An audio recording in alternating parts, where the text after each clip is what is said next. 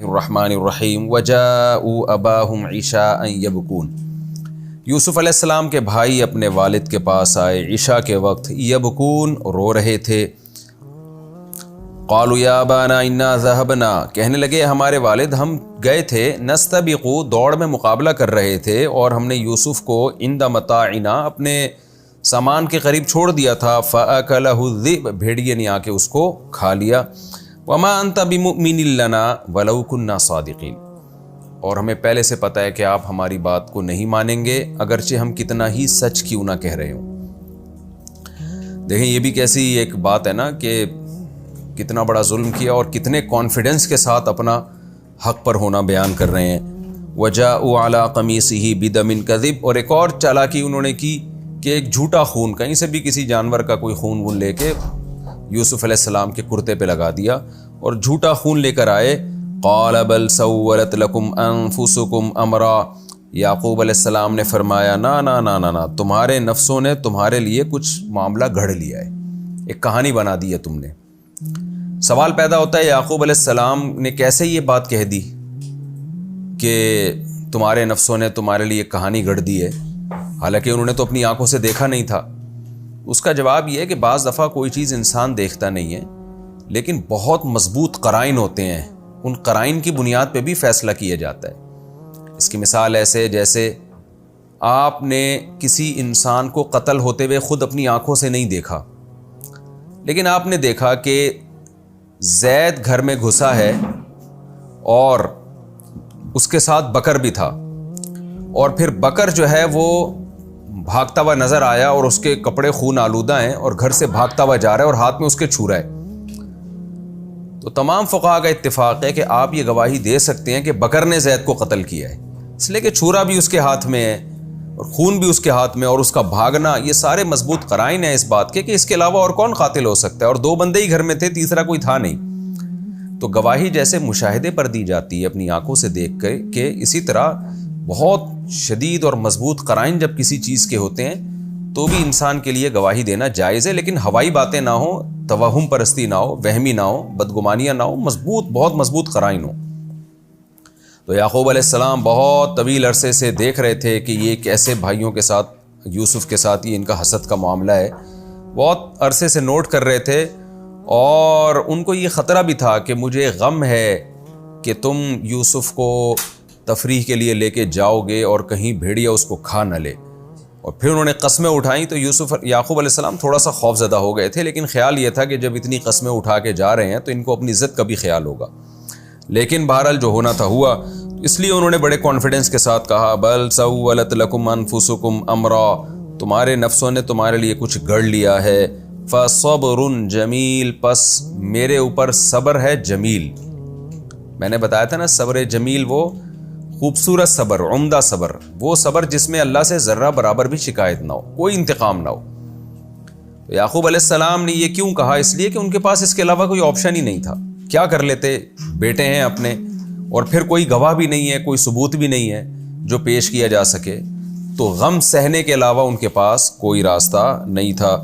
پھر کہنے لگے واللہ المستعان، اللہ ہی ہے جس سے مدد طلب کی جائے، علی ما تصفون، ان باتوں پر جو تم بیان کر رہے ہو، جو تم نے غم مجھے بس سنایا ہے، اس میں اللہ ہی سے مدد طلب کروں گا۔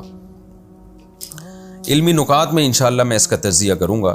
وجاءت سیارۃ فارسلوا واردہم فادلی دلوا، مسافروں کی ایک جماعت آئی، ارسلوا واردہم، انہوں نے کسی کو بھیجا کنویں کے پاس، فادلی دلوا، اور اس قاصد نے جا کے ڈول لٹکایا کنویں میں، قال یا بشرا ھذا غلام، کہنے لگا ہائے خوشخبری، یہ تو کہ لڑکا ہے، وَأَسَرُّوهُ بِضَاعَةً، پوری جماعت نے نا اس کو ایک تجارتی سامان کے طور پہ چھپا لیا کہ ہم اس کو بازار میں بیچیں گے، ایک اچھے پیسے مل جائیں گے، آپس میں ہم بانٹ لیں گے، اور کو چھپا دیا۔ چھپایا اس لیے کہ ظاہر ہے اس کنویں میں بچہ ایسے ہی تو نہیں آ گیا نا، کہیں سے کوئی گر گیا ہے یا کچھ ہوا ہے تو اس کا مالک یا اس کے والدین تلاش میں نکلیں گے، تو اس لیے بس جلدی سے اس کو دائیں بائیں کرو۔ واللہ علیم بما یعملون، جو کچھ وہ کر رہے تھے اللہ اس سے باخبر تھا۔ حقیقت یہی ہے کہ ہم جو کچھ کر رہے ہوتے ہیں ہم تو اس کو ایک اتفاقی واقعہ سمجھ رہے ہوتے ہیں، اتفاقی حادثہ سمجھ رہے ہوتے ہیں، لیکن سب کچھ اللہ کی طرف سے ہو رہا ہوتا ہے، اور ہم یہ سمجھ رہے ہوتے ہیں کہ کوئی ہمیں دیکھ نہیں رہا، لیکن اللہ وہ ساری چیزوں کو دیکھ رہا ہوتا ہے۔ آپ سوچیں، وہ جو مسافروں کی جماعت آئی تھی کنویں میں اور بچہ نکال کے بازار میں لے جا کے فروخت کر رہی تھی، ان کے وہم و گمان بھی نہیں ہو سکتا تھا کہ یہ سب چیزیں اللہ دیکھ رہا ہے، اور قیامت یعنی آخری نبی پر قرآن نازل کر کے یہ سب چیزیں بیان کر دے گا، بلکہ تورات میں بھی بیان کر دے گا، انجیل میں بھی بیان کر دے گا۔ وہ سوچ بھی نہیں سکتے تھے۔ تو ایسے ہی ہم بھی اس خوش فہمیوں میں ہوتے ہیں کہ اللہ ہمیں دیکھ نہیں رہا، اللہ ہماری ایک ایک حرکت کو نوٹ کر رہا ہوتا ہے۔ وَشَرَوْهُ بِثَمَنٍ بَخْسٍ، اور انہوں نے یوسف کو بیچ ڈالا تھوڑے سے پیسوں میں، دراہم معدودہ، گنے چنے دراہم میں۔ کیوں؟ وَكَانُوا فِيهِ مِنَ الزَّاهِدِينَ، وہ یوسف میں رغبت نہیں رکھتے تھے، جان چھڑانا چاہتے تھے۔ اور جان چھڑانے کی وجہ یہی ہے کہ کوئی بھی مال جو غیر قانونی طریقے سے آپ کے پاس آتا ہے، آپ چاہتے ہیں جلدی سے نکلے، ایسا نہ ہو کہ اصل مالک آ جائے اور وہ کلیم نہ کر دے، تو ہم ان پیسوں سے جائیں گے، ہماری جان جو ہے پھر وہ یہ ہمیں جو بہترین چیز ملی ہے اس سے ہم رہ جائیں گے۔ تو یہ انہوں نے حرکت کی۔ ہمارا رکوع کمپلیٹ ہوا، اس میں جو علمی نکات ہیں میں اس کو بیان کرتا ہوں۔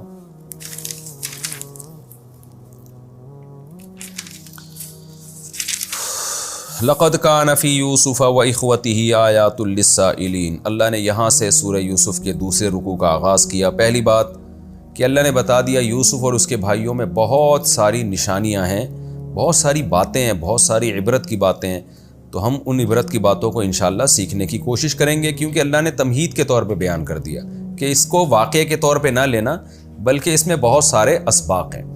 تو یہ اسباق قرآن خود بیان کر رہا ہے کہ تم اس سے اسباق نکالو۔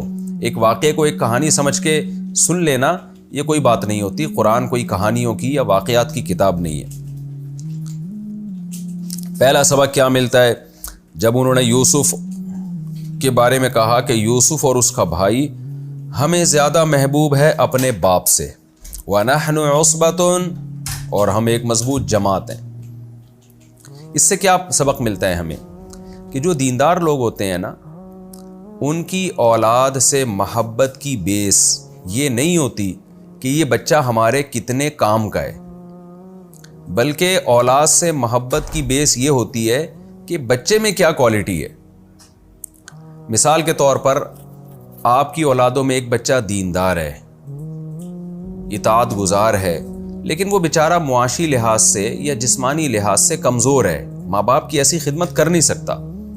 دوسرا بچہ نالائق ہے لیکن پیسے بہت کما رہا ہے، وہ اس کی قسمت کے معاشی سطح پہ وہ اسٹیبل ہو گیا۔ ہم نے اپنی سوسائٹی میں دیکھا ہے کہ لوگ اس بچے سے زیادہ محبت کرتے ہیں جو پیسہ کما کے دے رہا ہے، اور جس کا قسمت ساتھ ہی نہیں دے رہی، چاہے وہ کتنا ہی نیک ہو، اس سے محبت نہیں کرتے۔ تو یہ غلط بات ہے۔ یعقوب علیہ السلام کو جو باقی بیٹے تھے دوسری زوجہ سے تھے، وہ لمبے تڑنگے خوبصورت اور باپ کے لیے بہت بڑی وہ ایک سپورٹر بن سکتے تھے باپ کے لیے، لیکن اس کے باوجود یعقوب علیہ السلام کو محبت کس سے زیادہ؟ یوسف سے۔ وجہ اس کی ظاہر ہے کہ وہ دیکھ رہے تھے کہ اس بچے میں ایسی کوالٹیز ہیں جو دوسرے بچوں میں نہیں ہیں۔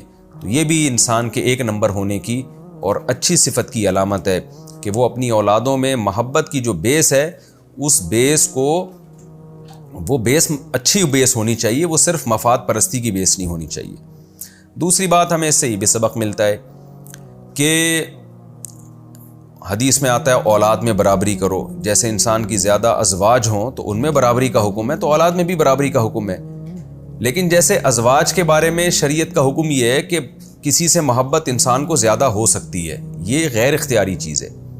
جیسے نبی صلی اللہ علیہ وسلم اپنی 9 بیویوں میں عدل کرتے، لیکن آپ کو جو محبت حضرت عائشہ سے تھی وہ دوسری ازواج سے نہیں تھی، اور آپ اس بارے میں فرماتے کہ اللہ یہ یعنی اس میں مجھے ملامت نہ کرے۔ روایت اگرچہ کمزور ہے سند کے لحاظ سے، لیکن اتنی بات تو ثابت ہے کہ نبی صلی اللہ علیہ وسلم کو حضرت عائشہ سے محبت، ان کے اندر جو صفات تھیں، جو ان کی ذہانت تھی اور جو علمی صلاحیت تھی اور ایک فقہی بصیرت تھی، اور حضرت ابو بکر کی بیٹی ہونے کی وجہ سے بھی آپ صلی اللہ علیہ وسلم ان سے جو محبت کرتے، وہ دوسری ازواج کو وہ محبت ان کے حصے میں نہیں آئی۔ تو اسی طرح اولاد میں بھی برابری ضروری ہے، لیکن دل انسان کے اختیار میں نہیں ہوتا۔ اگر کسی اولاد سے آپ کو محبت زیادہ ہے، دوسرے سے محبت کم ہے، تو یہ نیچرل ہے، اس میں انشاءاللہ قیامت کے دن آپ کو ملامت نہیں ہوگی. لیکن اس بیس پہ امتیازی سلوک شروع کر دینا یہ غلط ہے. یہ بھی ہمیں یہاں سے پتہ چلتا ہے. تیسری بات یہ کہ یعقوب علیہ السلام کے بیٹوں کو یوسف علیہ السلام سے جیلسی کس بیس پہ ہو رہی ہے، یہ بھی آپ دیکھیں. آج ایک بھائی کو دوسرے بھائی سے حسد اس بیس پہ ہوتا ہے کہ یہ مجھ سے زیادہ ترقی کر رہا ہے، یہ اس کے پاس پیسہ زیادہ آ رہا ہے. تو ان بیسس پہ تو ہوتی ہے محبت، یعنی حسد. اس بیس پہ نہیں ہوتی کہ ابا کو یہ زیادہ اچھا لگتا ہے، ابا کو اس سے محبت زیادہ ہے. وجہ اس کی یہ کہ جب آپ کو کسی سے محبت بہت زیادہ ہوتی ہے نا، تو آپ کا محبوب کی توجہ جب کسی دوسری طرف ہوتی ہے تو آپ کے دل میں جیلسی کے جذبات پیدا ہوتے ہیں. تو یہ خود اس کی علامت ہے کہ یعقوب علیہ السلام کے جو بیٹے تھے وہ اپنے باپ سے اتنی محبت کرتے تھے، اتنی زیادہ محبت کرتے تھے کہ ان کو یہ برداشت نہیں ہو رہا تھا کہ ہمارے ابا ہم سے زیادہ محبت کسی اور سے کریں. تو یہ خود یعقوب علیہ السلام کے بیٹوں کے ایک لحاظ سے بڑے خاندانی ہونے کی دلیل ہے کہ باپ کی محبت چاہتے ہیں کہ ہماری طرف آئے. آج ہماری سوسائٹی میں کون سا ایسا نوجوان ہے جو چاہتا ہے ابا مجھ سے بہت زیادہ محبت کریں، بلکہ ابا سے محبت ابا کی محبت اپنی طرف لانا نہیں چاہتے، بلکہ وہ تو ابا کا پیسہ چاہیے، ان کو ابا سے خدمت چاہیے، ابا کا دل چاہیے. یہ بہت کم لوگ ہیں. اس کی مثال ایسے ہے جیسے ایک مرد اگر دوسری شادی کرتا ہے تو بیوی کے دل میں سوکن سے ایک نفرت کے جذبات پیدا ہوتے ہیں. تو یہ نفرت بذات خود اچھی چیز نہیں ہے، لیکن یہاں اس نفرت کی بیس کیا ہے؟ بیس یہ ہے کہ وہ چاہتی ہے کہ میرا شوہر صرف میرا رہے، کسی اور طرف نہ جائے. اس کی بیس اچھی ہے.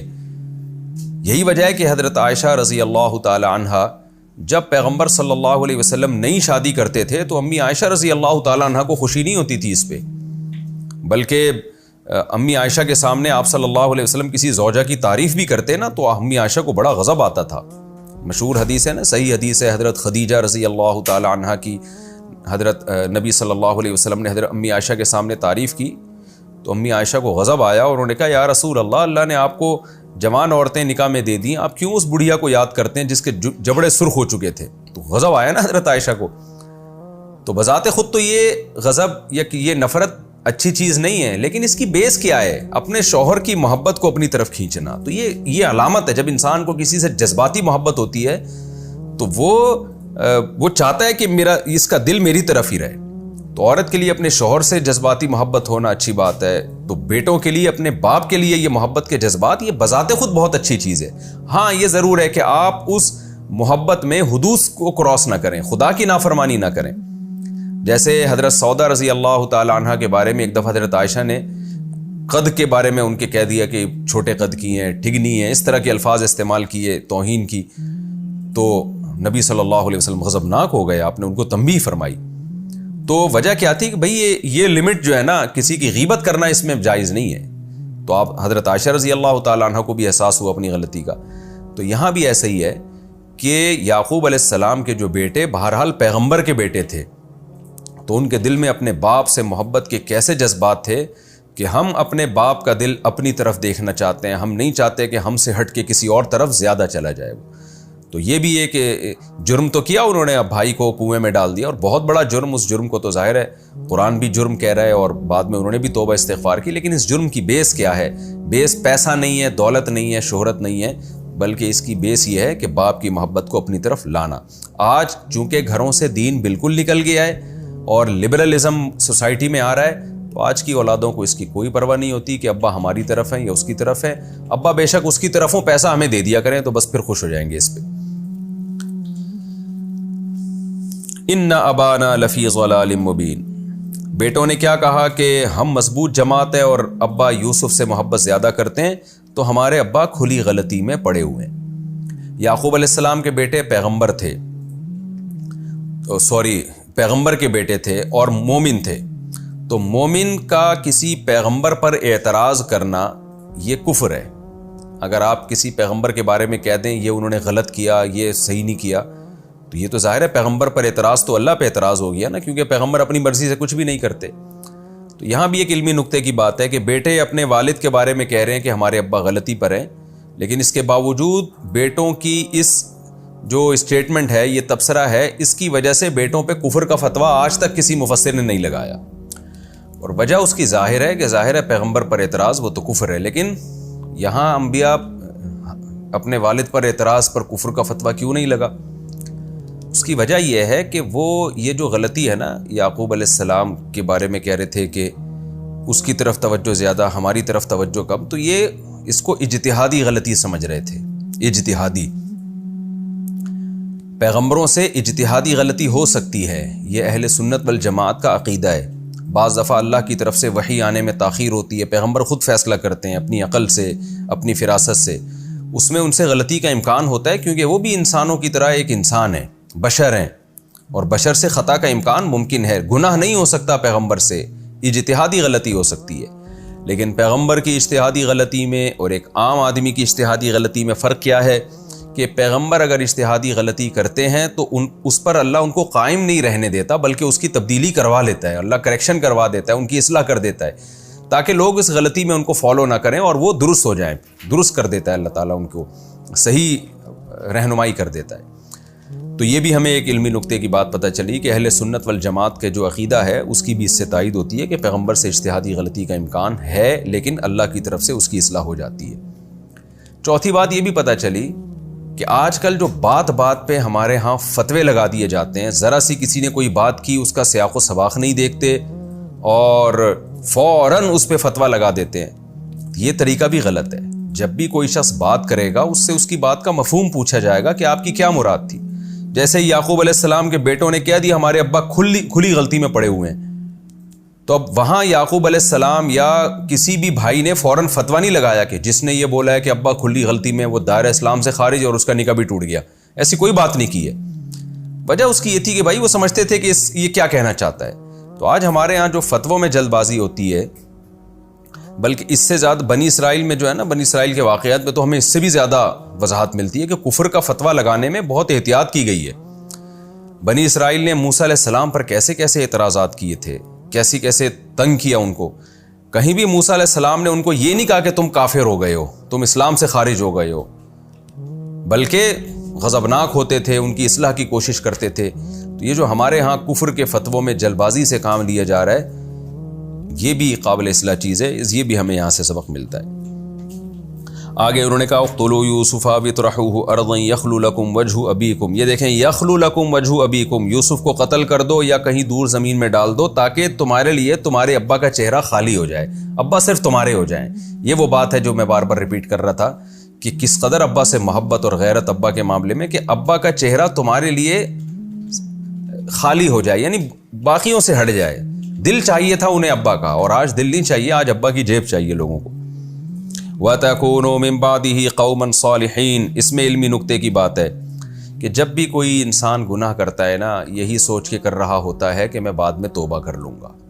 کافر یا وہ لبرل لوگ جو نام نہاد مسلمان ہیں، حقیقت میں مسلم نہیں ہیں، وہ تو گناہ کرتے رہتے ہیں کہ کوئی توبہ وبہ نہیں، بس یہ تو مولویوں کی بنائی ہوئی باتیں۔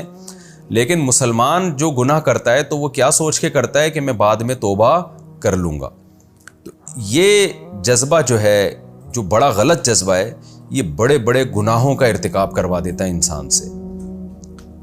آج جتنے بھی لوگ گناہ کرتے ہیں، جو دیندار ہیں، گناہ سے پہلے کیا سوچتے ہیں؟ یار توبہ کا دروازہ تو قیامت تک کے لیے کھلا ہوا ہے، یہی سوچ کے بڑے بڑے جرائم ہو جاتے ہیں۔ تو یعقوب علیہ السلام کے بیٹوں نے بھی جرم کو ہلکا کر دیا، وہ مانتے تھے کہ قیامت ہے، آخرت میں حساب دینا ہوگا۔ جب ظاہر ہے ان کا آپس میں بیٹھ کے مشورہ ہوا ہوگا نا کہ ہم یوسف کو قتل کر دیں یا زمین میں کہیں دور دراز پھینک دیں، تو اپنے بھائی پر ظلم کا قیامت کے دن کیا جواب دو گے؟ تو سب کا یہی مشورہ ہوا، توبہ کر لیں گے اللہ سے۔ تو آج بھی بڑے بڑے جرائم دنیا میں اسی بیس پہ ہو رہے ہیں۔ ہو سکتا ہے کوئی کہے کہ دیکھو انہوں نے اتنا بڑا جرم کیا، بعد میں توبہ کی، گناہ معاف ہو گیا نا، آگے سورت سے ہمیں پتہ چلتا ہے، تو ہم بھی جرم کر کے توبہ کر لیں، معاف ہو جائے گا۔ دیکھیں یعقوب علیہ السلام کے جو بیٹے تھے نا، ان کو تو توبہ کی مہلت مل گئی، اور ایسے واقعات ہو گئے کہ اللہ نے یوسف علیہ السلام کو زمین کا بادشاہ بنا کے بھائیوں سے ملوا دیا۔ یہ ایک قدرت کی طرف سے ان کے ساتھ اچھا معاملہ ہو گیا، اس میں حکمتیں تھیں، نارملی ایسا ہوتا نہیں ہے۔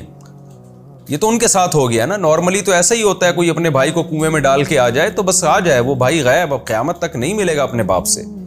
تو پھر کہاں توبہ کی توفیق ملتی ہے. اور توبہ تو نام ہے اس چیز کا کہ ایک پچھلے پر ندامت اور اس وقت اس گناہ کو چھوڑ دے اور آئندہ نہ کرنے کا عزم. جب آپ یہ سوچ کے گناہ کرو گے کہ میں توبہ کر لوں گا تو ندامت کہاں ہوگی آپ کو تو مزہ آئے گا, چلو یار گناہ بھی کر لیا اب توبہ بھی کر لیں گے. تو توبہ کا تو رکن ہی فوت ہو جائے گا. ان بھائیوں کے ساتھ تو اللہ کا معاملہ ایسا ہوا کہ ان کو واقعی ندامت ہو گئی, ورنہ عام طور پر پھر ندامت ہوتی نہیں ہے. یہی سوچ کے انسان بار بار جرم کرتا رہتا ہے. تو کبھی بھی یہ سوچ کے جرم کرنا کہ میں توبہ کر لوں گا, یہ سوچ کے جرم کرنا یہ بہت بڑی حماقت ہے. ہم نے علماء سے سنا ہے, وہ یہ کہتے تھے کہ اس امید پہ جرم کرنا کہ میں توبہ کر لوں گا, یہ بالکل ایسی حماقت ہے جیسے کوئی اپنے آپ کو زخمی کرے, چھری سے کاٹے اور یہ کہے میں بعد میں زخم بھرنے کا مرہم لگا دوں گا, علاج کر لوں گا میں. تو ہاں, زخم ہو جائے تو توبہ کریں, توبہ کی امید پہ اپنے آپ کو زخمی نہ کریں. گناہ ہو جائے تو توبہ کریں, گناہ کی امید پہ آپ